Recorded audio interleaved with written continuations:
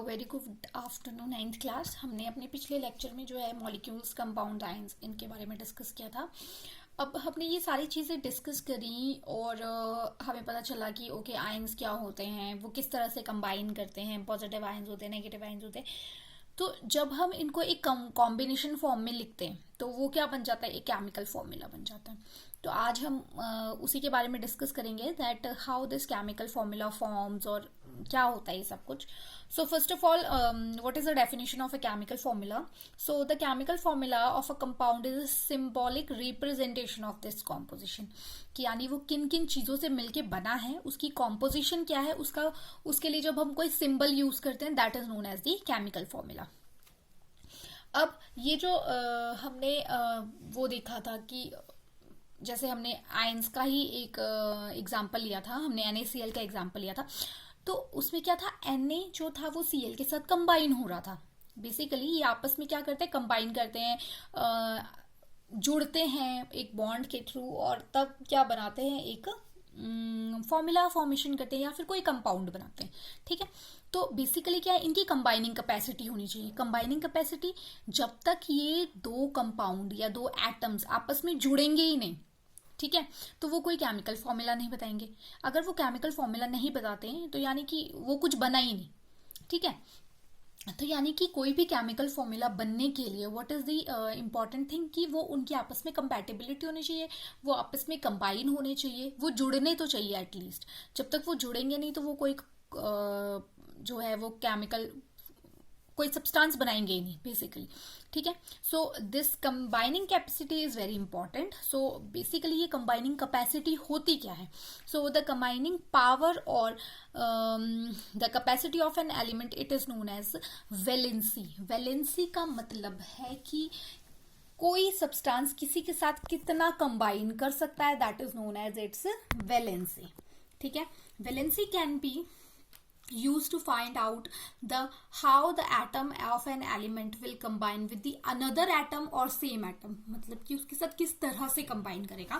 For example अगर मैं NaCl का एग्जाम्पल लेती हूँ, ठीक है, NaCl का, तो ये Na जो है, Na पॉजिटिव जो है इस Cl नेगेटिव के साथ कैसे कंबाइन करेगा, उसकी कंबाइनिंग कैपेसिटी कैसी होगी, that is known as its valency. ठीक है, कि एक करके कंबाइन करेगा, दो कंबाइन करेंगे, तीन कंबाइन करेंगे, किस तरह से वो कॉम्बिनेशन हो रही है, वो इनकी जो है वो हम बोलते हैं उसको वैलेंसी। ठीक है, सो होप आप लोगों को समझ में आया होगा कि वैलेंसी क्या होती है, बेसिकली कंबाइनिंग कैपेसिटी। अब जो है यहाँ पे एक चार्ट है, आप लोग देख सकते होंगे, दिस इज अ चार्ट जिसमें मैंने आपको डिफरेंट एलिमेंट्स की वैलेंसी के बारे में बताया। तो वैलेंसी 1 भी हो सकती है, वैलेंसी 2 भी हो सकती है, वैलेंसी 3 भी हो सकती है, वैलेंसी 4 भी हो सकती है। अब what is valency 1, valency 2, valency 3, valency 4? अब ये होता क्या है, वैलेंसी का मतलब है कि जैसे हमने पीछे जैसे देखा था, फॉर एग्जांपल फिर से मैं NaCl का एग्जांपल ही ले रही हूँ।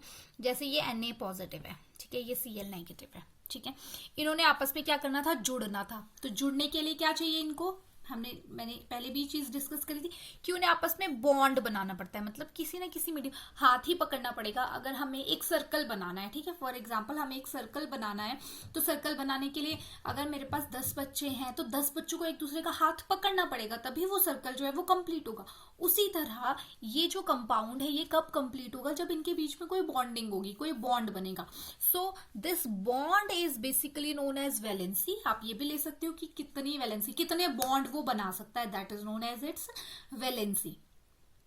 ठीक है, सो अगर हम सेम मतलब सिंगल नंबर की बात करें, सेम 1 वैलेंसी की बात करें कि कौन कौन से ऐसे सब्सटेंस है जो सिर्फ एक ही बॉन्ड बनाएंगे, जैसे NaCl एक ही बॉन्ड बनाता है, ठीक है, तो उसके बारे में अगर हम डिस्कस करेंगे तो उसकी वैलेंसी 1 है।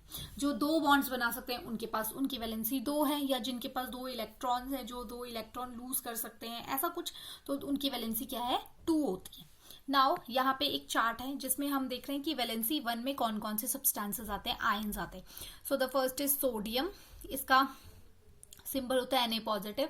नेक्स्ट इज पोटेशियम, इसका सिंबल होता है K positive. Then silver Ag positive.